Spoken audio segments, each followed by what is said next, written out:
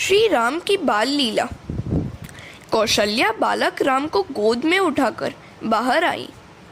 अयोध्या की प्रजा ने रामलला के दर्शन किए। किसी को भूख और प्यास तक का भान नहीं था। राम के बिना आराम नहीं है। जीव मात्र आराम चाहता है। जीव मात्र शांति का उपासक है, ऐसी शांति जिसका कभी भंग न हो पाए। राम की मर्यादा का पालन करोगे तो जीवन में सच्ची शांति मिलेगी। मनुष्य राम की जीवन मर्यादा को जीवन में उतारता नहीं है, अतः उसे सच्ची शांति नहीं मिलती है। धर्म का फल है शांति, अधर्म का फल है अशांति। धर्म की मर्यादा का पालन न करने पर शांति नहीं मिलती। स्त्री और पुरुष को अपनी अपनी मर्यादा में रहना चाहिए। मानव जब मर्यादा का उल्लंघन करता है, अशांति आती है। धर्म मर्यादा के बिना ज्ञान, भक्ति या त्याग सफल नहीं हो सकते। आजकल मंदिरों में और कथा आख्यानों में भीड़ बहुत बढ़ती जा रही है। लगता है कि आजकल ज्ञान और भक्ति बढ़ गई है, फिर भी शांति तो किसी को भी मिल ही नहीं रही है। इसका यही कारण है कि लोग धर्म मर्यादा का पालन करते ही नहीं हैं। लोग आज धर्म को भूल गए हैं। धर्म के बिना शांति नहीं है। धर्म की मर्यादा कभी न तोड़ो। धर्म पालन के बिना ज्ञान और भक्ति व्यर्थ है। चंद्र, सूर्य, समुद्र कभी अपनी मर्यादा का उल्लंघन नहीं करते, जबकि लोग तो थोड़े बहुत रुपए, पैसे, अधिकार या मान मिल जाने पर अपने को लाड साहब मान लेते हैं। मुझे पूछने रोकने वाला है कौन? तुम्हें ज्ञान दिया है धर्म मर्यादा के पालन के लिए, उल्लंघन के लिए नहीं। रघुनाथ जी मर्यादा पुरुषोत्तम और सभी सद्गुणों के भंडार हैं। वे स्वयं परमात्मा होते हुए भी धर्म मर्यादाओं का पूर्णतः पालन करते हैं। सभी दिव्य गुण जिसमें एकत्र होते हैं वही परमात्मा है। लक्ष्मण विवेक का, भरत वैराग्य का और शत्रुघ्न सद्विचार का स्वरूप है। भरत और शत्रुघ्न अर्थात वैराग्य और सद्विचार यदि अयोध्या में नहीं है तो दशरथ कैकेयी के अधीन हो जाते हैं। चंदन और पुष्प से राम की सेवा करना अच्छी बात है, किंतु उनकी मर्यादा का पालन करना तो सर्वोत्तम सेवा है। उनकी मर्यादा का पालन नहीं करोगे तो संभव है वे तुम्हारी प्रार्थना नहीं सुनेंगे। भगवान की आज्ञाओं का पालन करना ही उनकी सर्वोत्तम सेवा है। ऐसा न करने पर ईश्वर कहते हैं कि मेरा कहा तो मानता नहीं है, सो तेरी सेवा मुझे स्वीकार्य नहीं है। श्री राम का जीवन तो ऐसा पवित्र है कि उनके स्मरण मात्र से हम पवित्र हो जाते हैं। वर्तन यदि रावण सा है और जप राम के नाम का है तो नाम जप का फल कभी नहीं मिलता। राम जैसा वर्तन होगा और राम नाम का जप होगा तभी कुंड में से अमृत झरेगा। राम के एक एक गुण को अपने जीवन में उतारने का प्रयत्न ही उनकी सर्वोत्तम सेवा है। रामचंद्र जी का अवतार राक्षसों के संहार के हेतु नहीं, मनुष्यों को उच्च आदर्श बताने के लिए हुआ था। राक्षस को मारने नहीं, मानव को आदर्श मानव धर्म समझाने के लिए वे आए थे। उनका अवतार जगत को मानव धर्म उपदेश के लिए था। वाल्मीकि ने राम के लिए उपमान ढूंढा, किंतु एक भी न मिला। राम तो राम ही है।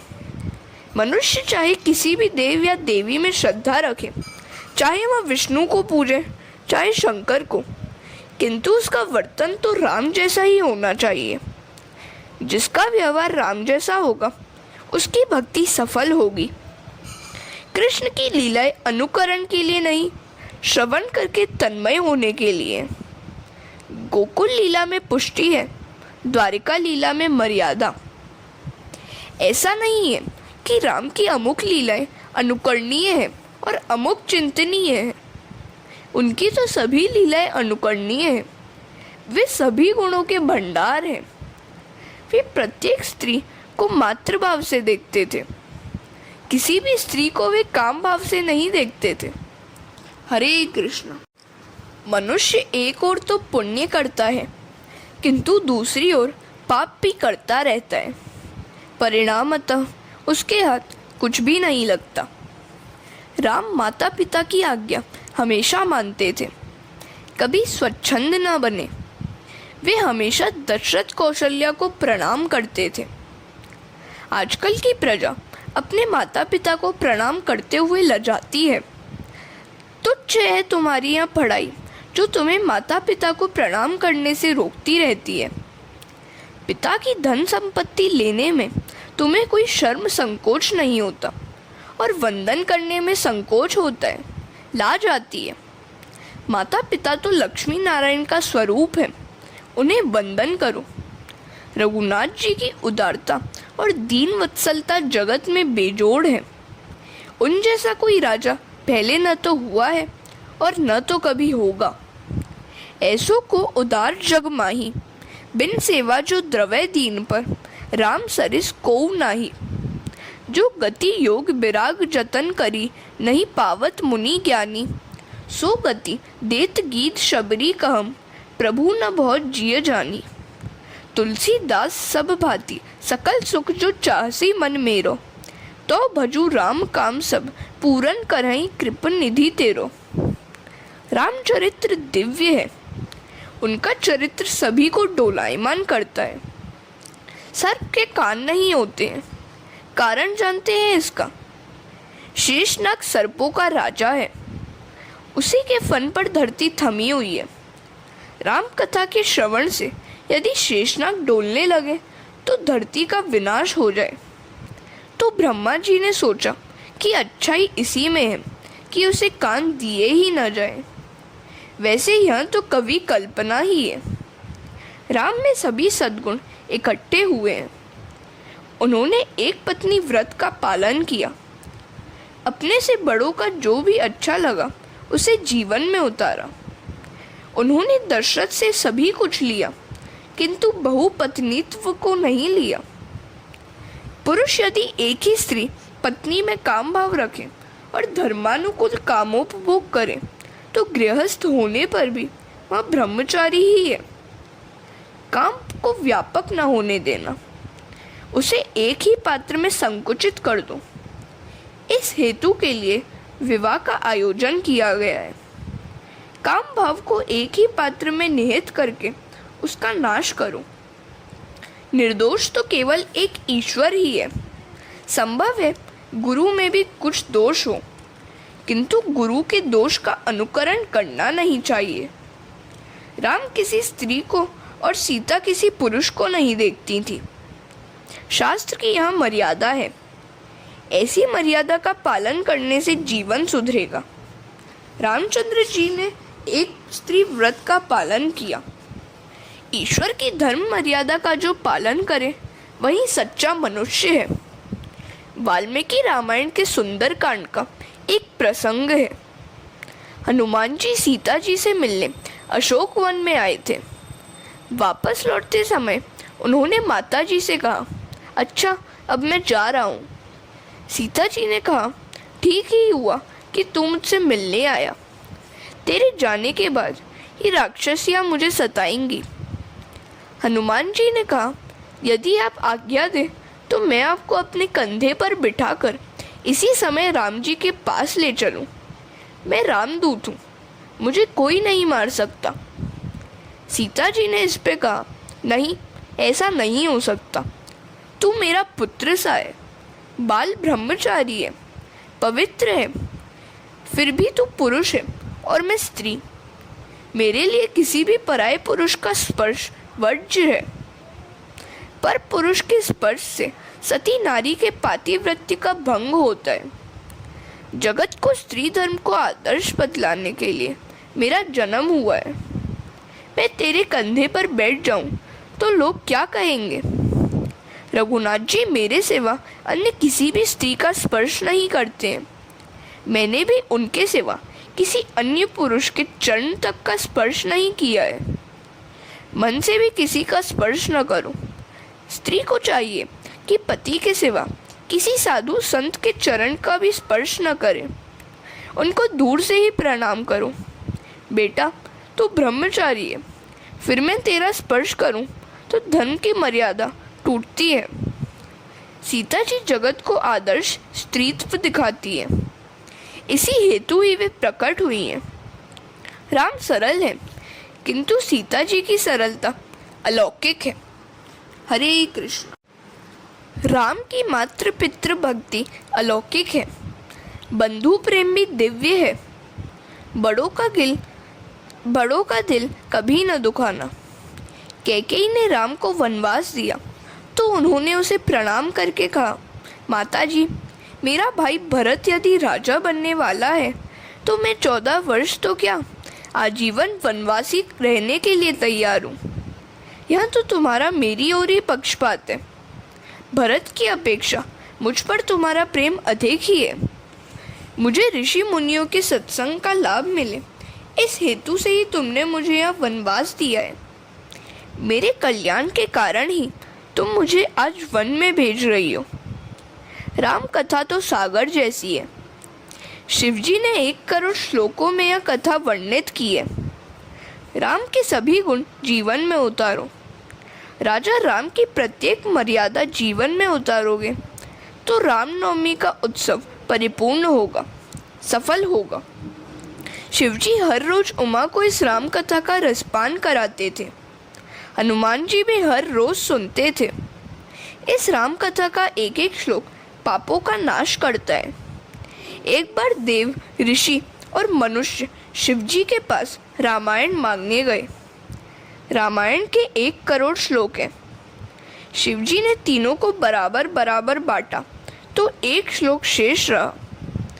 देव, ऋषि और मनुष्य इस शेष बचे हुए श्लोक के लिए झगड़ने लगे। शिवजी को लड़ाई झगड़ा पसंद नहीं है। जहाँ युद्ध, वैर, स्वार्थ, वासना, विषमता नहीं है, वही स्थान अयोध्या है और राम भी वहीं अवतरित होते हैं। जब कैकेयी के मन में विषमता, स्वार्थ, वासना जन्मी कि राम ने अयोध्या का त्याग किया। विषमता, लड़ाई झगड़ा हुआ नहीं कि अयोध्या राम को छोड़ देते हैं। शिवजी की सभा में तो बैल और सिंह, चूहा और सर्प, मोर और सर्प सभी अपना अपना जन्मजात वैर भूलकर एक साथ बैठते हैं। गरुड़ और सर्प भी अपना वैर भूलकर विष्णु भगवान के सामने शांत बैठ जाते हैं। वैर को भूल जाओ। शिवजी ने कहा, श्लोक 1 है और इसकी इच्छा करने वाले 3। इस श्लोक में 32 अक्षर थे, सो शिवजी ने तीनों को 10-10 अक्षर दिए। अब शेष रहे 2 अक्षर, तो शिवजी ने कहा कि इन 2 अक्षरों को मैं अपने ही कंठ में रखूंगा। ये 2 अक्षर है राम। शिवजी ने राम को अपने ही पास, अपने हृदय में रखा। इसी भांति तुम भी राम को हमेशा अपने हृदय में ही रखना। शिवजी की भांति हृदय में राम का स्थान और नाम हमेशा रहे तो भी ठीक संतोष की बात है। श्री राम के नाम जप से सभी कष्ट दूर होते हैं और सब कुछ शुभ होता है। भगवान शंकर रामायण के आचार्य हैं। वे जगत को बताते हैं कि मैं विष पी गया, फिर भी राम नाम के प्रताप से मुझे कुछ भी नहीं हुआ। जीवन में विष पीने के कई प्रसंग आते हैं। जब भी ऐसा कटु प्रसंग आए, प्रेम से श्री राम बोलो। राम नाम से कंठ में से अमृत झरता है जो विष को नष्ट कर देता है। राम का नाम लेकर विष पी गए तो वहाँ अमृत बन गया। संसार में भी निंदा, वैर, व्याधि आदि विष है। ऐसा सांसारिक विष जब भी जलाने के लिए आ पहुँचे तो राम नाम का जप करना। जब भी परिस्थिति प्रतिकूल हो जाए 15 मिनट राम नाम का जप करो।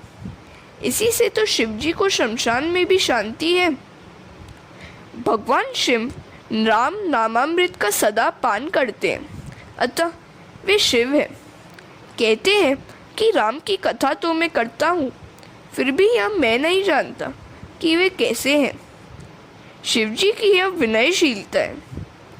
जो जानकर भी अज्ञानी सा बनकर जप करता है वही कुछ न कुछ जानता है। हरे कृष्णा। अयोध्या में रघुनाथ जी का प्राकट्य हुआ। लक्ष्मण, भरत और शत्रुघ्न का भी जन्म हुआ। चारों बालक कौशल्या के आंगन में खेलने लगे और दिनों दिन बड़े होने लगे। रामचंद्र जी तो खेल कूद में भी अपने छोटे भाइयों को सताते नहीं थे। वे जीत हमेशा अपने छोटे भाइयों को ही देते थे। वे मानते थे कि मेरे छोटे भाइयों की जीत ही मेरी जीत है। यदि उनकी हार होगी तो वे दुखी होंगे, सो स्वयं हार स्वीकार कर लेते थे। भरत की आंखों के आंसू उनसे देखे नहीं जाते थे। आज तो लोग एक और रामायण पढ़ते हैं, राम नाम का जप करते हैं और दूसरी ओर धन संपत्ति के लिए भाइयों के साथ कोर्ट में लड़ते हैं। यदि बड़ा भाई राम बनेगा तो छोटे भाई भरत लक्ष्मण जैसे होंगे। यदि बड़ा भाई राम जैसा बने और छोटा भाई भरत जैसा बने तो सारा जगत आज भी अयोध्या बन सकता है और राम राज्य स्थापित हो सकता है। भरत को राज्य मिला, फिर भी उसने त्याग किया। बड़े भाई अयोध्या में नहीं थे, सो स्वयं महल में रहकर भी तपश्चर्या करने लगे। भरत जी की तपश्चर्या की जगत के सभी महापुरुषों ने भूरी भूरी प्रशंसा की है। भारत भूमि तो कर्म भूमि है। इस कर्म भूमि में जैसे काम करोगे वैसे ही फल पाओगे। जैसा भाव अन्य के लिए तुम रखोगे वैसा ही भाव उसके मन में तुम्हारे लिए होगा। अभिमान मूर्खों को नहीं सताता, किंतु जिसे जगत मान कीर्ति देता है उसे ही सताता है। मान के बिल्कुल पीछे ही अभिमान भी खड़ा रहता है। विष्णु सहस्त्र नामावली में भगवान को अमानी मानव कहा गया है। भगवान मान के दाता है। भरत कैकेयी को कहते हैं कि राम बड़े होते हुए भी उसे मान देते हैं। राम ने बाल लीला में भी मर्यादा भंग नहीं की थी। जो अपने भाई में प्रभु का दर्शन नहीं कर पाता है उसे जगत में ईश्वर कहीं नहीं दिखेंगे। राम ने माता को कभी सताया नहीं था। कन्हैया ने सोचा कि रामावतार में मैंने मर्यादा का अतिशय पालन किया था, सो मुझे बहुत दुखी होना पड़ा। अब कृष्णावतार में मैं मर्यादा का पालन ही नहीं करूँगा। कन्हैया माता को सताता है, माता मुझे छोड़कर कहीं नहीं जाना, तू काम काज छोड़ दे और मुझी से खेला कर। यशोदा अर्थात बुद्धि ईश्वर से दूर हो जाए तो उन्हें दुख होता है। सो कन्हैया माता से कहता है कि मुझे गोदी में बिठाए रख, मुझे छोड़कर न जाना। यशोदा बुद्धि को वे अपने साथ ही रखना चाहते हैं। रामचंद्र जी का अवतार मर्यादा पुरुषोत्तम का है, कृष्ण का अवतार पुष्टि पुरुषोत्तम का है। राम की लीला में मर्यादा है, कृष्ण की लीला में प्रेम। कन्हैया कहता है मैंने रामावतार में मर्यादा का पूरा पूरा पालन किया। मैं सरल भी बहुत रहा, एक पत्नी व्रत निभाया, फिर भी जगत ने मेरी कोई कदर ही नहीं जानी। सो मैंने इस कृष्णावतार में सारी मर्यादा फेंक दी। अब मैं पुष्टि पुरुषोत्तम हूँ। जो भी जीव मेरे निकट आए मैं उसे अपना लूँगा।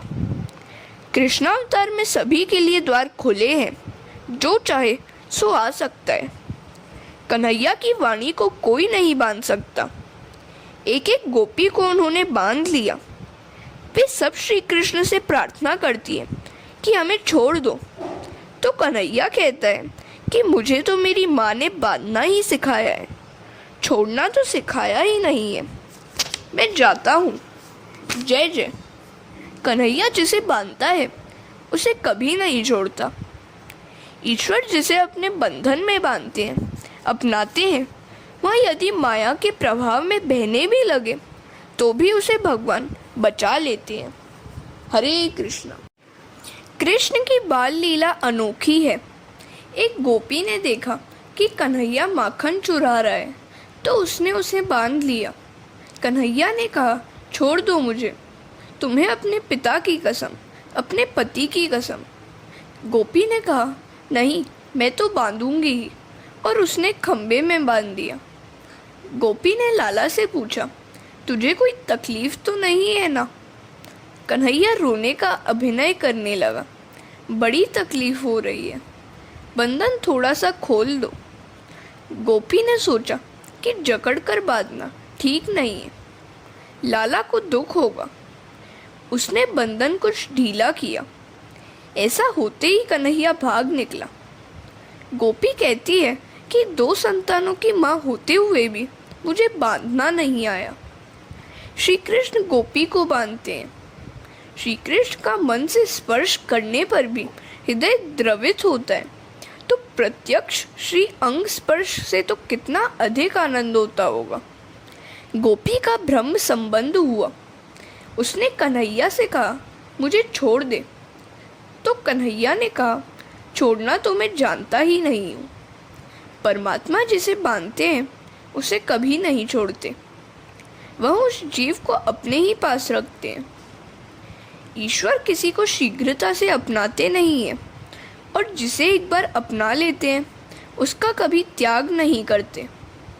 जीव स्वार्थी है, वह अपनाने के बाद भी छोड़ देता है। स्वार्थ की समाप्ति के साथ साथ संबंध भी समाप्त करता है, जबकि ईश्वर तो संबंध को सदा बनाए रखते हैं। दिल कहता है कि कन्हैया, जब तुम्हारा प्राकट्य हो मुझे गोपी बनाना। प्रेम मांगना नहीं, देना चाहिए। सर्वेश्वर को वही पसंद आता है जो सभी से प्रेम करता है। विकार वासना स्वार्थ आया नहीं कि प्रेम खंडित हो गया। दूसरों को सुखी करने की भावना करने वाला कभी दुखी नहीं होता।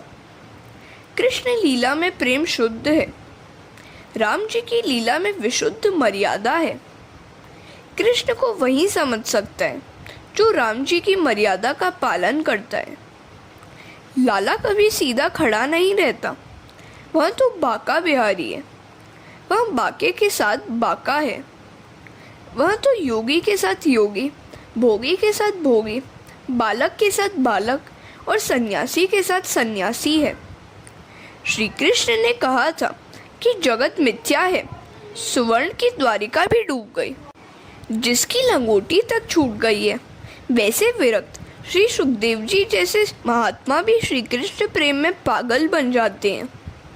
श्री कृष्ण की बाल लीला ऐसी दिव्य है कि सुखदेव जी जैसे भी उसका वर्णन करते हुए आंसू से भीग जाते हैं। महायोगी हंसते ही नहीं है, सो उनके लिए रोने का प्रसंग ही नहीं आता है। श्री कृष्ण भोगी नहीं, योगी हैं। भक्ति में दुराग्रह न रखो। राम जी कुछ कम है, ऐसा कभी न मानना। कृष्ण और राम दोनों अवतार परिपूर्ण हैं। श्री कृष्ण पुष्टि प्रेम का आनंद देते हैं। रामचंद्र की बाल लीला का वर्णन अधिक नहीं है। वे वशिष्ठ के आश्रम में पढ़ने के लिए गए। संसार माया है। इस माया में आने पर तो भगवान को भी गुरु की आवश्यकता रहती ही है। किसी सद्गुरु के अनुग्रह के बिना मन सदा के लिए पवित्र नहीं हो पाता। संसार में आने पर भगवान को अपने स्वरूप का विस्मरण होता है और गुरु की आवश्यकता हो जाती है। श्री राम है तो परमात्मा, उन्हें माया का स्पर्श तक नहीं हो सकता। फिर भी जगत को आदर्श दिखाने हेतु वे गुरु के पास विद्याभ्यास के लिए गए। गुरु जी की सेवा भी की, विद्याभ्यास समाप्त किया। श्री राम 16 वर्ष की अवस्था में यात्रा करने गए। यात्रा करने से उन्हें वैराग्य आ गया। इस वैराग्य को दूर करने के लिए वशिष्ठ जी ने योग वासिष्ठ महारामायण में उपदेश दिया। इसका प्रथम प्रकरण वैराग्य से संबंधित है। यह प्रकरण सभी को पढ़ना ही चाहिए। इसमें वशिष्ठ जी कहते हैं, वैराग्य को अंदर ही रखना। प्रारब्ध तो भुगतना ही चाहिए, किंतु नया प्रारब्ध उत्पन्न न हो जाए यह भी देखना चाहिए। वन में संसार साथ साथ घर आएगा। बाधक नहीं है, किंतु घर की वस्तुओं की आसक्ति बाधक है। राम, तुम यदि राजप्रसाद का त्याग करोगे तो कुटीर की आवश्यकता उपस्थित होगी। सुंदर वस्त्र छोड़ दोगे तो लंगोटी की ज़रूरत होगी। अच्छा भोजन छोड़ दोगे तो भी कंदमूल तो खाने ही पड़ेंगे। अतः राज्य का त्याग करने की कोई आवश्यकता नहीं है। छोड़ना है तो काम, क्रोध, लोभ, मोह, मत्सर, वासना आदि को। वैराग्य अंदर का होना चाहिए, जगत को दिखाने के लिए नहीं। साधु बनने की नहीं, सरल होने की आवश्यकता है। भजन के लिए भोजन है ऐसा मानो तो भोजन साधन है। केवल भोजन के लिए भोजन बाधक है। सुखी होना है तो बोलो जो होगा सो चलेगा, पसंद आएगा। प्रभु मुझे जिस स्थिति में रखेंगे उसी में मैं रहूँगा। थाली में जो भी मिलेगा खा लूँगा। हरे कृष्ण।